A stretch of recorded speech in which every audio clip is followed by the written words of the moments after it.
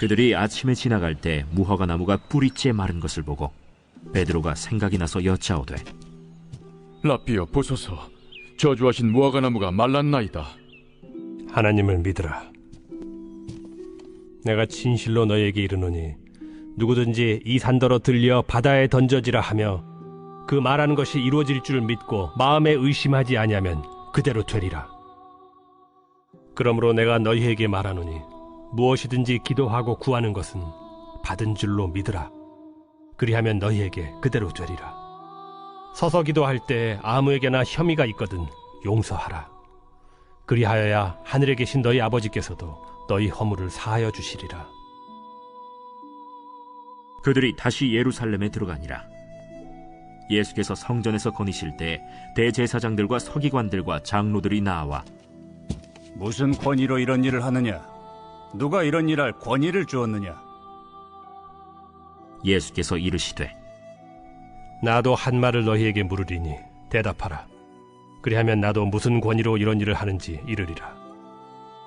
요한의 세례가 하늘로부터냐 사람으로부터냐? 내게 대답하라. 그들이 서로 의논하여 이르되 만일 하늘로부터라 하면 어찌하여 그를 믿지 아니하였느냐 할 것이니, 그러면 사람으로부터라 할까? 하였으나 모든 사람이 요한을 참 선지자로 여기므로 그들이 백성을 두려워하는지라. 이에 예수께 대답하여 이르되 우리가 알지 못하노라. 나도 무슨 권위로 이런 일을 하는지 너희에게 이르지 아니하리라.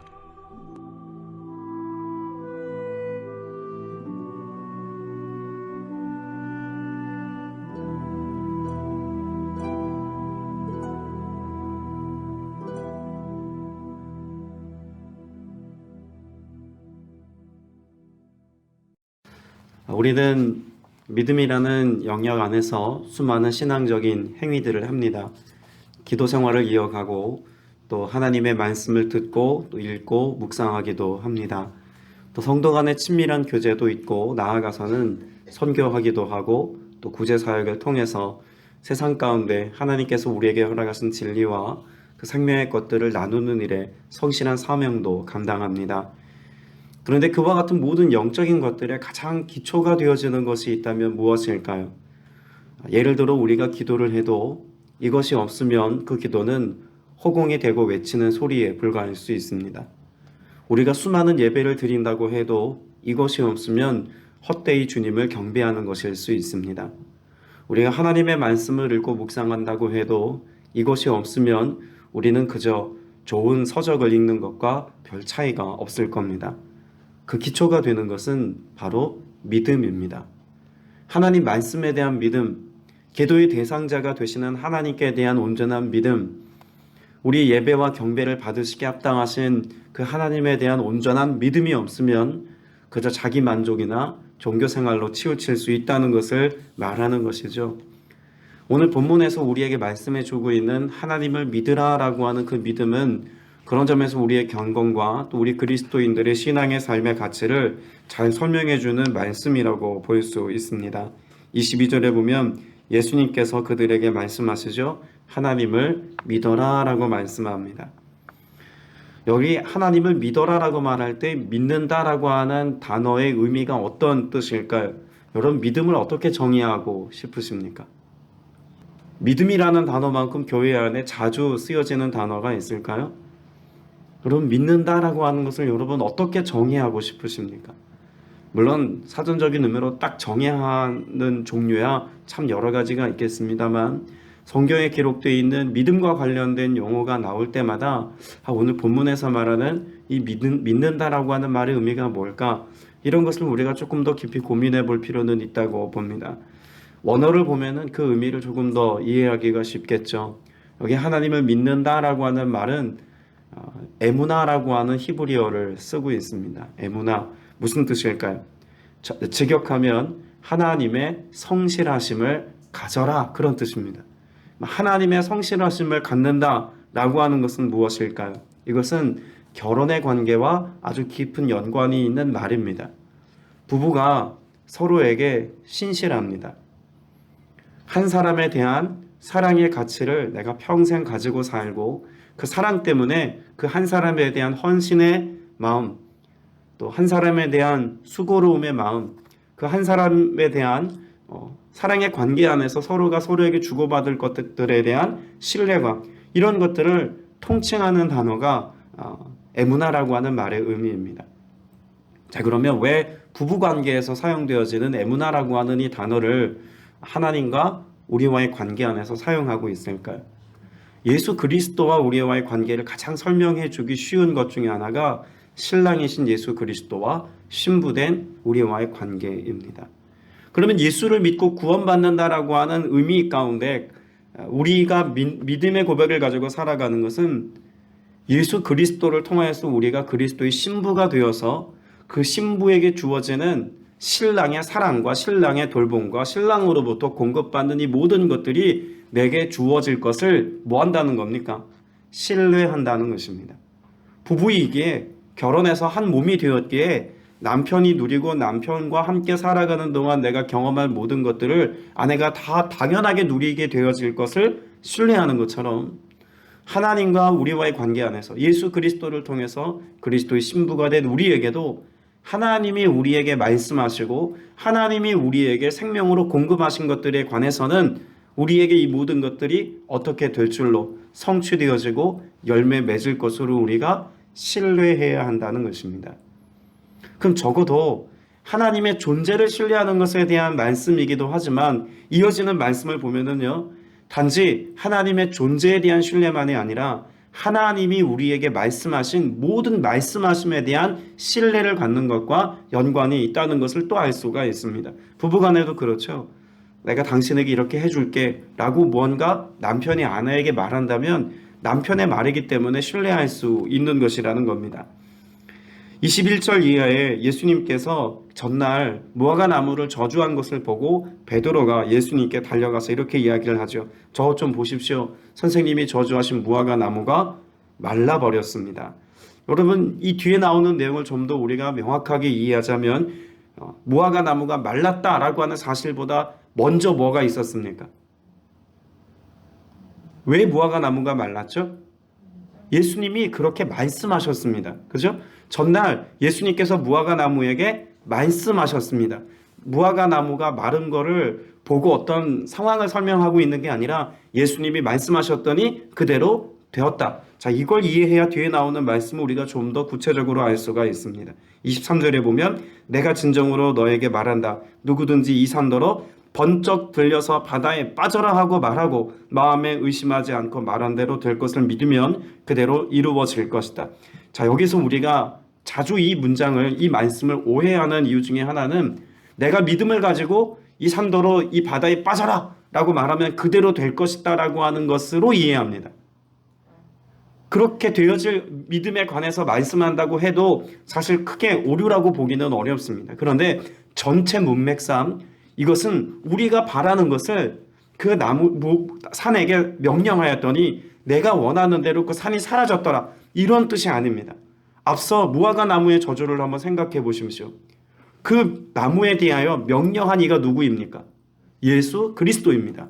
그러면 그리스도의 말씀이 그 나무에게 주어졌더니 그 말씀대로 나무에게 주님의 말씀이 성취된 것 아닙니까? 그러면 뒤에 나오는 너희가 이것을 그렇게 명하라 라고 말할 때 그 명하도록 말씀을 주신 이가 누구이어야 합니까? 예수 그리스도이어야 합니다. 하나님으로부터 주어진 말씀, 그 말씀이라면 내가 이성적으로 생각하고 아무리 합리적으로 생각해서 답이 나오지 않는 것이라고 할지라도 하나님으로부터 주어진 말씀이라면 그 말씀을 내가 믿고 선포할 때에 그 말씀이 어떻게 될 줄로 이루어질 것으로 내가 믿고 선포하면 된다는 의미인 것입니다. 이것은 구약의 역사 속에 예언자들과 선지자들의 선포와도 연관이 있습니다. 23절에 기록되어지는 번쩍 들려서 바다에 빠져라 라고 말할 때 이 말하다는 것은 프로클레임, 선포입니다. 그러니까 그렇게 설명하다, 무언가를 누구에게 그렇게 되라고 설득하다, 이런 말함이 아니라 하나님께서 내게 말씀하셨으니 그 말씀하신 것이 그대로 되리라고 선포하는 겁니다. 마치 모세가 하나님의 말씀을 받고 홍해를 향하여서 손을 들었을 때 이것을 통해서 홍해가 갈라진 것은 애초에 누구의 말씀이 있었기 때문에 가능한 겁니까? 하나님의 말씀이 있었기 때문에 가능한 겁니다. 모세가 반석에 지팡이를 내리쳤을 때도 반석에서 샘물이 난 것이 그가 원해서 반석을 쳤더니 물이 난 것이 아니지 않습니까? 하나님이 애초에 그에게 말씀하셨으니 그 말씀대로 선포하고 행하였을 때 그와 같은 역사가 일어나더라는 겁니다. 때문에 구약의 이스라엘 백성들의 삶 속에서 무언가 예언자들이, 선지자들이 그것을 선포하고 그것을 외친다라고 하는 전제에는 무엇이 있습니까? 하나님으로부터 주어진 말씀이 있다는 전제 하에서 선포하고 말하는 것입니다. 그럼 예수님께서도 지금 그런 의도와 계획을 갖고 말씀하신 겁니까? 그렇습니다. 예수님이 말씀하신 것이니 예수님으로부터 곧 하나님으로부터 온 모든 말씀은 그 말씀이 무엇이든지 성취되어진다는 것을 말씀하고 있는 것이죠. 뒤에 나오는 27절에 예루살렘에 들어가서 예수님께서 성전 뜰을 거니실 때 대제사장과 율법학자들이 예수님께 나와서 질문한 것도 동일한 내용입니다. 당신은 무슨 권한으로 이런 일을 합니까? 누가 당신에게 이런 일을 할 수 있는 권한을 주었습니까? 라고 질문하죠. 그러면 앞서 나온 무화과 나무의 저주 사건이나 이것에 대한 예수님의 설명이나 또 예수님의 권한에 대하여 말하고 있는 내용이나 다 무엇을 지금 말하고 싶은 걸까요? 예수님은 하나님의 권세를 가지고 오신 하나님의 본체시다 라고 하는 사실을 오늘 본문은 중심에 두고 이 말씀들을 해나가고 있다는 것입니다. 애초에 하나님이 말씀하셨으니 그대로 된다는 것이 성경적 세계관입니다. 하나님이 세상을 어떻게 창조하셨습니까? 말씀으로 창조하셨죠. 하나님이 말씀하시니 그대로 되니라. 하나님이 말씀하셨기에 이건 반드시 성취될 수밖에 없는 사건이라는 것입니다. 창조의 역사나 생명의 역사나 구원의 역사나 이 모든 것은 하나님의 말씀으로부터 출발한다는 것을 말해주고 있는 것이기도 하죠. 지금 예수님께서 예루살렘에 들어가셔서 하려고 하시는 일이 무엇입니까? 생명을 살리는 일입니다. 좀 더 명확하게 말하자면 새로운 창조 역사입니다. 하나님께서 이 땅을 창조하셨지만 죄로 인하여서 타락해버린 인류, 더 이상 죄로부터 스스로 자유로울 수 없는 이와 같은 죄의 구속함이 스스로에게 주어질 수 없는 인생들을 위하여서 예수 그리스도께서 오셔서 십자가의 죽으심으로 말미암아 이제는 그 보혈과 그 은혜의 공로로 우리가 새롭게 창조되어지는 창조의 역사를 이루려고 하십니다. 그런데 그와 같은 새로운 창조의 역사의 근간에는 무엇이 있습니까? 하나님의 말씀이 있다는 것입니다. 그러니까 지금 예수님께서는 제자들에게 너희가 믿음을 가지고 기도하면 그대로 될 거야 라고 하는 어떤 영적인 신뢰감 있는 메시지만 전하고 계신 것이 아니라 하나님이 이 예루살렘에서 십자가를 통해서 새로운 창조의 역사와 같은 구원 역사를 이루기를 하나님이 원하신다는 것입니다. 그리고 하나님이 말씀하셨기에 예수 그리스도께서 십자가에 오르시고 죽으심으로 죄의 모든 권세를 철폐하시고 구원 역사를 쓰실 뿐만 아니라 우리에게 허락하신 새 생명의 역사를 예수 그리스도께서 하나님의 말씀을 성취하심으로 이루어 주실 것이다라고 말씀하고 있는 것이죠. 오늘 저와 여러분에게 주님이 말씀하시는 구원 역사도 하나님의 권세 안에서 이루어진 은혜의 사건입니다. 자, 그러면 이것이 우리 그리스도인들에게 왜 중요할까요? 복음서 말씀은 단지 예수님의 권세, 예수님의 능력에 대해서만 설명하려고 이와 같은 하늘의 권세를 가지고 오신 예수 그리스도의 권세와 능력을 말씀하고 있기만 한 걸까요? 앞서 예수님께서 번쩍 산들에 들려서 바다에 빠져라 그러면 그대로 될 것이다 라고 하는 것은 기도의 한 방편에 관해서 말씀하는 것이기도 합니다. 이것은 하나님의 권세가 예수 그리스도를 통해서 어떻게 나타났느냐에 대한 말씀이기도 하지만 오늘 저와 여러분이 하나님으로부터 명확한 말씀을 듣고 성령께서 우리 안에 말씀하시는 그 세미한 음성을 듣고 그 말씀을 붙잡고 믿음으로 기도할 때 나타나는 능력과 권세가 얼마나 대단한 것인지에 대해서도 우리에게 말씀해 주는 것이기도 하지 않겠습니까? 주님이 우리에게 많은 약속의 말씀을 주셨습니다. 성경에 기록되어 있는 무수한 말씀들을 우리는 듣고 보고 읽고 묵상합니다. 근데 그 말씀들 가운데서 오늘 나에게 주어진 레마의 말씀을 내가 붙잡고 그 말씀에 대한 확신을 가지고 믿음으로 기도할 때 애초에 하나님이 말씀하셨으니 내가 그대로 될 것이라는 믿음을 가지고 기도한다. 여러분, 이것은 막연한 무모한 자기 생각에 기초한 어떤 신념의 기도, 이것과는 차원이 다른 것입니다. 하나님이 말씀하셨으니 하나님이 이루실 것을 내가 신뢰하고 기대하고 바라보고 나아갑니다. 여러분, 이것이 우리의 기도의 방향이고 기도의 내용이 되어야 할 줄로 믿습니다. 기도에 관한 여러 가지 성경적인 지침이 있습니다만, 기도는 애초에 그 시작 단계에서부터 누구 앞에 서는 것입니까? 하나님 앞에 서는 행위입니다. 우리가 예배자로 나아간다는 것, 그래서 기도의 자리에 나아간다는 것은 그게 골방에서의 기도이든 성전 기도이든 어디에서 기도를 한다고 할지라도 가장 큰 전제는 하나님 앞에 서는 것입니다.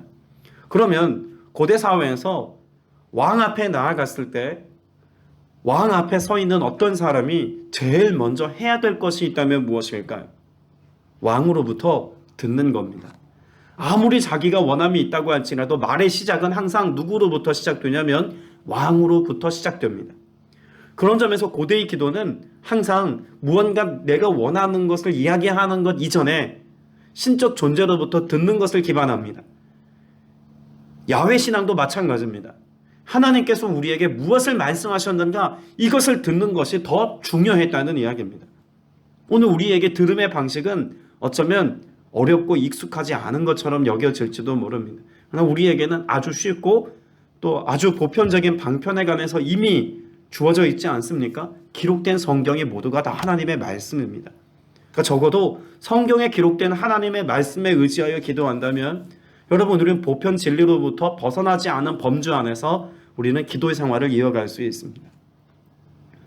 누가 물어보시더라고요. 목사님, 기도를 어떻게 하면 오래 할 수 있습니까? 하루 종일 기도하고 싶습니다. 그래서 제가 뭐라고 답변을 드렸을 것 같습니까? 어떤 분들은 그렇게 가르쳐 주시기도 하더라고요. 방언으로 기도하면 하루 종일도 기도한다고. 물론 그렇습니다. 그런 영적인 갈망을 가지고 기도하고 또 그래서 그 은혜를 누리고 오랜 시간 기도할 수도 있겠죠. 근데 정말 하루 종일이 아니라 1년 365일 잠도 안 자고 기도할 수 있는 방법이 있습니다. 성경의 말씀을 눈 뜨고 보면서 기도하면 1년 365일 하루도 안 자고 한숨도 안 자고 기도할 수 있습니다. 하나님의 말씀을 한 구절 읽고 주님 말씀이 내게 이렇게 이루어지기를 원합니다. 또 한 구절 읽고 그와 같은 주님의 말씀이 내게 이루어지기를 원합니다. 여러분이 모든 것이 다 기도가 될 수 있다는 것입니다. 말씀으로 기도하는 것, 여러분, 이것이 가장 쉬운 방법입니다. 물론 이것이 기도의 전부라고 말할 수는 없지만 여러분이 기도 생활에 훈련되어지기를 원하고 정말 하나님의 말씀을 내가 취하여서 그 말씀대로 이루어지기를 소망하는 영적인 기도를 드리기를 원한다면 기록된 하나님의 말씀을 기반으로 우리가 기도하는 삶을 훈련하면 됩니다. 그게 가장 쉬운 보편적인 방법이겠죠. 하나님 말씀 앞에 선다는 것은, 성경의 말씀을 읽고 묵상한다는 것은 그런 점에서 우리에게 무엇과 같은 것이 되어야 합니까? 여호와 앞에 서는 것과 같은 행위가 되게 해야 합니다. 그래서 하나님 앞에 서 있는 것처럼 성경 앞에서 내게 주시는 하나님의 말씀을 듣고자 하는 열심을 가지고 그 말씀을 내가 취하는 거죠. 그리고 주신 하나님의 말씀을 내가 한 단어, 한 구절이라도 붙잡고 내가 기도하기 시작한다면 그 말씀하신 그 하나님이 내게 이루시는 그 은혜를 내가 경험할 수 있습니다. 그런 점에서 기도는 하나님 앞에 서는 것인 동시에 하나님의 일하심과 하나님의 능력과 권세를 경험하는 것입니다. 하나님을 경험하는 것, 막연하지 않습니까? 어떻게 하면 하나님을 경험할 수 있을까요? 하나님의 말씀에 기초해서 기도하는 삶을 사는 사람은 하나님을 경험할 수밖에 없습니다. 왜요? 내가 아무것도 하지 않았는데, 혹은 내가 그 한계 앞에서 하나님의 도우심을 구하였는데 내 능력이 아닌 하나님의 능력으로 되어지는 하나님의 역사를 보면요, 여러분, 이것 자체가 하나님의 일하심을 경험하는 것입니다. 그런 하나님의 일하심을 경험한 사람의 마음 가운데는 무엇이 회복될까요? 환경이 주는 것이 아니라, 세상이 주는 것이 아니라 하나님으로부터 주어지는 소망을 가지고 삽니다. 아무리 사는 것이 힘들어도요, 아무리 우리가 살아가는 일상의 어려운 문제가 여전히 해결되지 않은 채로 있다고 할지라도 하나님의 약속의 말씀에 근거해서 그 말씀이 성취되어질 것을 신뢰하고 말씀과 기도로 살아가는 사람의 마음 가운데는 결코 절망이 없습니다. 소망의 고백을 가지고 오늘을 노래하고 감사하고 경배하고 찬양하는 삶을 살 수 있는 것이죠. 믿음이 좋은 사람도 실족할 수 있습니까?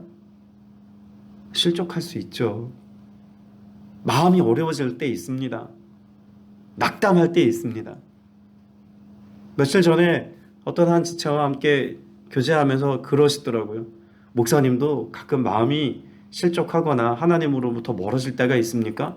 근데 목사 체면에 사실 아닙니다라고 말하고 싶었지만 솔직해지고 싶어서 그럴 때가 있죠. 그랬더니 눈이 동그래지고 저를 쳐다보시더라고요. 아니, 목사님이 그러시면 저희는 어떡합니까? 하나님이 계시잖아요. 목사가 영적인 삶을 책임져 주는 것이 아니라 성령께서 당신의 삶에 놀라운 일들을 행하실 것이지 저를 바라보시면 소망 없습니다. 저 같은 인간 신뢰할 게 못 됩니다. 라는 이야기를 했더니 또 고개를 끄덕이시는데 사실 그것도 좀 서운하긴 하더라고요. 근데 어쨌든 우리가 기도할 때 절망하고 낭망한 가운데 기도할 수 있습니다. 누구라도 그럴 수 있습니다. 목사님 기도가 안 돼요 라고 말할 때 있습니다. 어떤 목사님은 그런 고백도 하시더라고요. 기도가 안 될 때는 기도하지 마세요 라고 이야기하더라고요. 억지스러운 기도를 하는 것보다는 그냥 하나님 앞에 잠잠히 머물러 있으면 또 하나님께서 세미한 음성을 들려주신다라고 말하기도 합니다. 중요한 건 내가 많은 말로 기도를 한다는 것이나 내 속에 가득한 것들을 하나님 앞에 막 쏟아내는 것으로서의 기도가 익숙했던 어느 날 그 하나님 앞에 마치 아무것도 할 수 없는 것처럼 무기력해져서 아무 말도 쏟아낼 수 없는 그런 기도 생활이라면 그냥 하나님 앞에 잠잠히 머물러 있는 것만으로도 하나님은 우리에게 마치 따뜻한 햇살을 비춰주시는 것처럼 그렇게 우리의 가슴과 생각에 그 주님의 따스함을 느낄 수 있는 위로와 소망을 주기도 하십니다. 하나님을 경험한 사람은 그런 기도 생활에서 하나님의 풍성함을 영적으로 무력해진 순간에도 누릴 수 있다는 거죠. 오늘 저와 여러분의 삶 속에 하나님의 일하심과 역사하심, 여러분 이것을 날마다 누리기까지 하나님 앞에 서는 것으로서의 기도, 그래서 그 기도 속에 우리를 만나주시고 우리에게 일하시는 주님의 은혜를 풍성히 누릴 수 있게 되시기를 주님의 이름으로 축복합니다. 말씀을 맺습니다. 여러분 오늘 말씀에 보면은요 25절에 기도할 때 주님께서 특별한 어떤 한 상황을 말씀합니다. 너희가 서서 기도할 때에 어떤 사람과 서로 등진 일이 있으면 용서하여라. 그래야 하늘에 계신 너희 아버지께서도 너희의 잘못을 용서해 주실 것이다 라고 말씀합니다. 여러분 왜 주님께서 이와 같은 말씀을 전제로 말씀하셨을까요? 사람들과의 관계 안에서 때로 우리의 마음의 감정에 불편함이 있거나 어려움이 있다면 그 불편하고 어려운 감정이 하나님과의 관계를 가로막는데 때로는 이유가 된다는 것을 이미 성경이 우리에게 가르쳐 주고 있는 것입니다. 누군가의 관계 안에서 어려운 마음이 있다면 하나님 앞에 기도하는 게 불편해집니다. 아내하고 부부싸움하고 난 뒤에 성전에서 기도하려고 그러면 여러분 그거 잘 안 되는 겁니다. 여러분 안 해보셔서 모르죠. 전 해봐서 압니다. 어려워요. 자녀들에게 심하게 나무라고 나서 그리고 난 다음에 성전에 엎드려서 기도하려고 하면 여러분 그 기도 어렵습니다. 안 됩니다. 마음의 감정이라고 하는 것뿐만 아니라요. 우리 육체도 마찬가지입니다. 몸이 병들면 기도 오래 하고 기도 집중력 있게 하는 게 어렵습니다. 왜 이런 말씀을 드리냐면 성경이 우리에게 가르쳐주고 있는 중요한 사실 가운데 하나는 우리의 영적인 삶이나 또 하나님을 경외하는 믿음의 여정을 걸어가는 것에는 단지 영적인 것만 중요한 것이 아니라는 겁니다. 영적인 삶을 견고하게 하기 위해선 우리의 정서적인 것도 우리의 육체도 잘 관리하여서 이것으로 가지고 하나님 앞에 영적인 삶을 또 경건의 삶을 사명자의 삶을 온전하게 살아가는 게 너무 중요하다는 것이죠. 개인의 삶의 이 균형 감각을 가지고 살아갈 때 기도도 예배도 말씀의 성취함의 은혜도 우리가 날마다 누릴 수 있다는 것입니다. 그러므로 오늘 하나님과의 관계 맺기 위해서 기도라고 하는 영적인 채널을 통해서 하나님과의 관계 맺기 위해서 풍성함을 누리고 성공적인 그리스도인으로서의 삶을 살아가기까지 오늘 여러분 주변에 있는 이들과 더욱더 사랑하시고 용서하시고 그 관계 안에서 성공적인 삶을 또 이루어갈 수 있는 저와 여러분 다 되시기를 주님의 이름으로 축복합니다. 기도드리겠습니다. 은혜가 풍성하신 아버지 하나님, 하나님 더 경외함으로 살아가기 원합니다. 더욱더 그 사랑 안에서 하나님의 말씀이 내 삶에, 우리 가정에, 또 우리 교회에 성취되어지는 것을 보며 살아계신 하나님을 오늘도 경험하며 살기 원합니다. 오셔서 우리에게 말씀하여 주옵소서. 그리고 그 말씀을 붙잡고 오늘 또 기도할 때 역사하시는 주님의 은혜를 누리게 하여 주옵소서. 우리의 기도와 우리의 경건과 거룩의 삶을 그리스도의 신부가 되어 권세와 능력을 가지고 나아가는 그 자녀됨의 권세를 방해하며 회방하려는 모든 흑암의 권세 다 멸하여 주시옵시며, 믿음의 고백을 가지고 기도하고 간구할 때 이루시는 주님의 권세와 능력을 풍성히 누리며 맛보며 살아가는 모두가 되게 하여 주옵소서. 신실하신 주께서 신실한 믿음의 고백을 가지고 나아가는 거룩한 백성들의 삶에 오늘도 예비하신 하늘의 복을 땅이 기름진 것으로 채우시는 놀라운 축복과 은혜를 누리게 해주실 것을 믿사오며 살아계신 우리 구주 예수 그리스도 이름으로 간절히 기도드렸사옵나이다. 아멘.